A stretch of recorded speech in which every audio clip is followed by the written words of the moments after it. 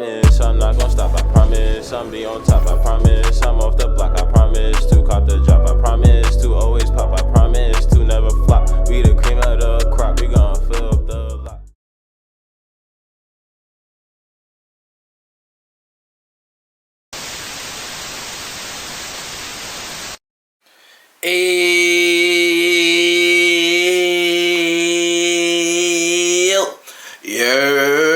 What's poppin', faces, and welcome to Fabien TV.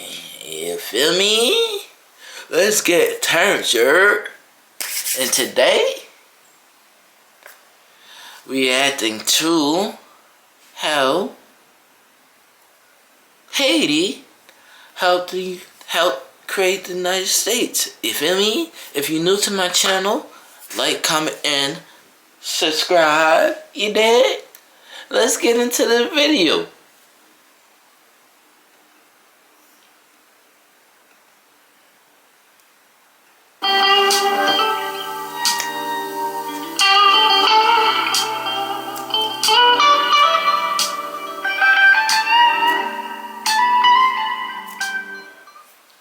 Haiti is one of two countries, along with the Dominican Republic, located on the island of Hispaniola in the Caribbean.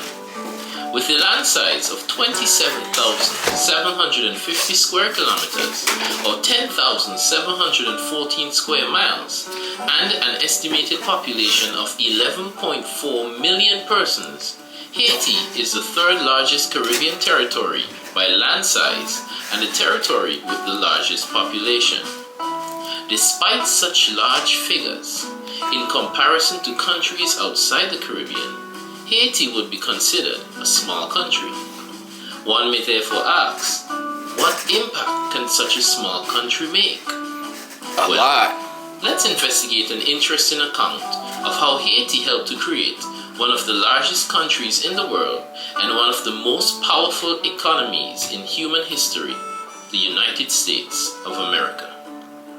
In 1803, the United States purchased 827,000 square miles of land west of the Mississippi River from France for US $15 million.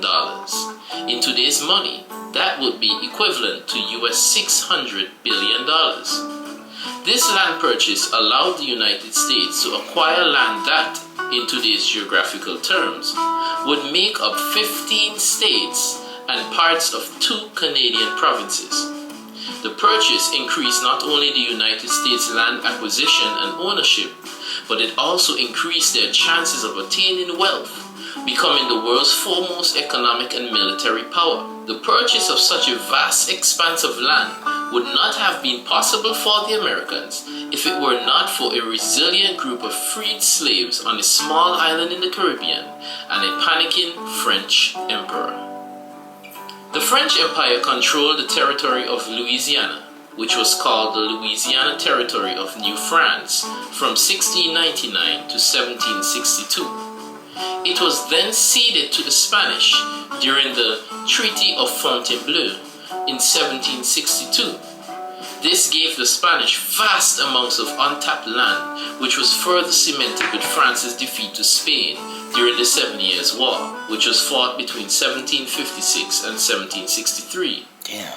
This allowed for Spain to control everything west and Britain to control everything east of the Mississippi River. The British controlled everything east of the river until 1776 with the success of the American Revolution. All that changed in the year 1800 when Napoleon Bonaparte was introduced as the first French consul of the French Republic.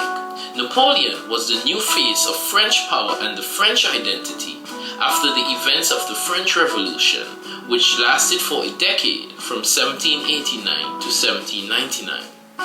In a secret meeting labeled the Third Treaty of San Ildefonso, France exchanged territories in Tuscany, Italy, for the colony of Louisiana with Spain.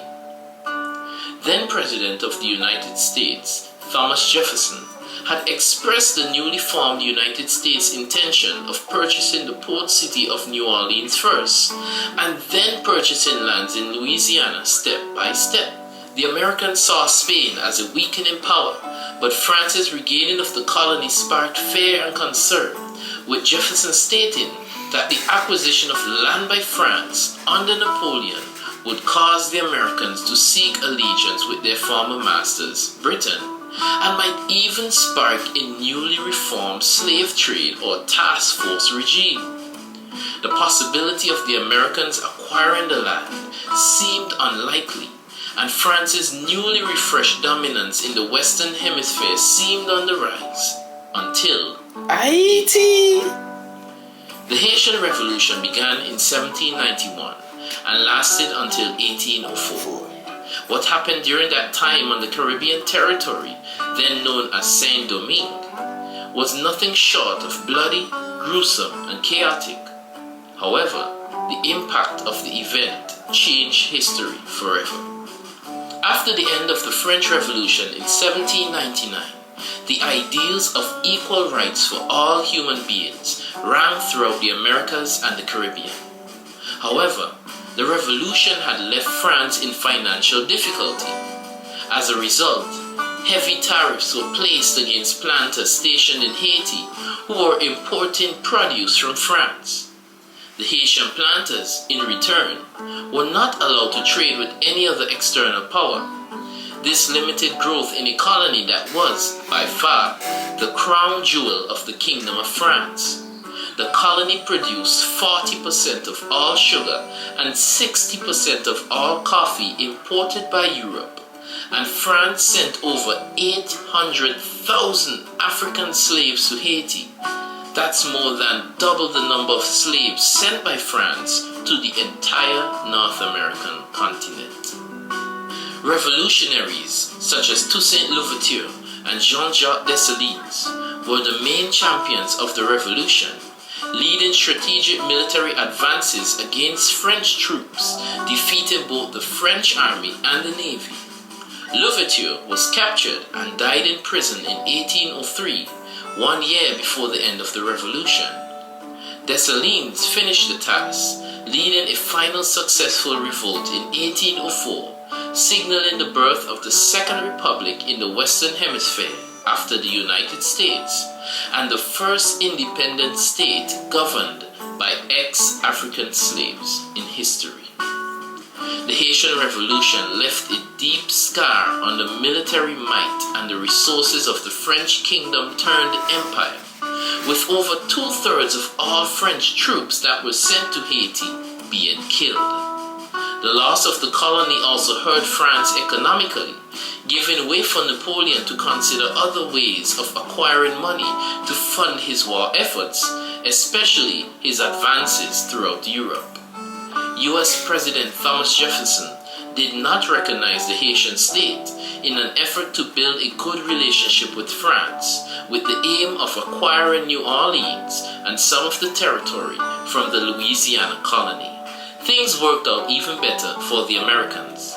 The loss of Haiti was so great to France that Napoleon, in desperation for funds, sold the entire colony of Louisiana, all 827,000 square miles of it, to the United States for $15 million. Result, the Louisiana Purchase more than doubled the size of the United States, allowing them to acquire lands that later on would be discovered as having precious minerals and resources such as gold and oil.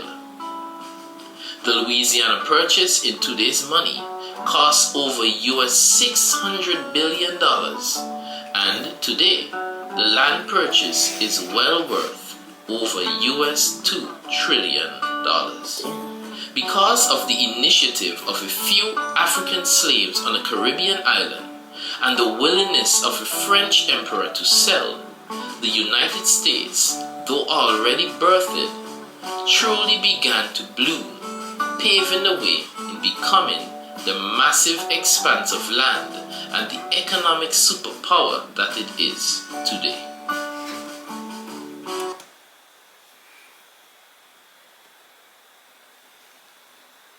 So, if it wasn't for Haiti, beating the shit out of France and getting our independence in 1804, the United States wouldn't have the New Orleans and every state that's in that area. You feel me? So, with that being said, respectfully, the way the United States is treating us Haitians, it's so wrong in so many ways. But that's for another story and another day. All I can say is, I'm proud to be Haitian.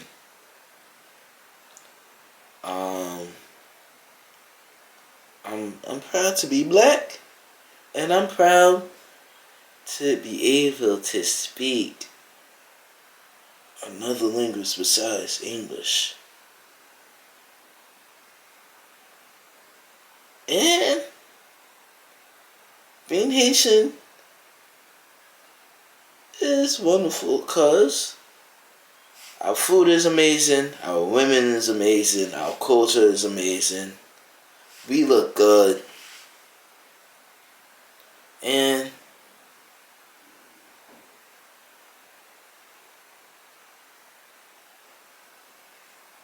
Haiti's a beautiful place. You feel me?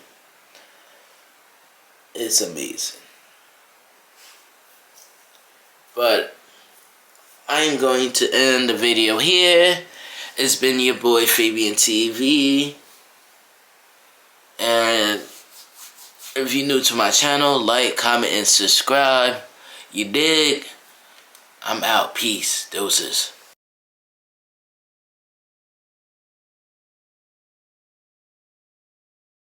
So I just, look, only chase a bag, anything else gotta come to me. Let it come to me, let it, shit. Only chase a bag, anything else gotta come to me.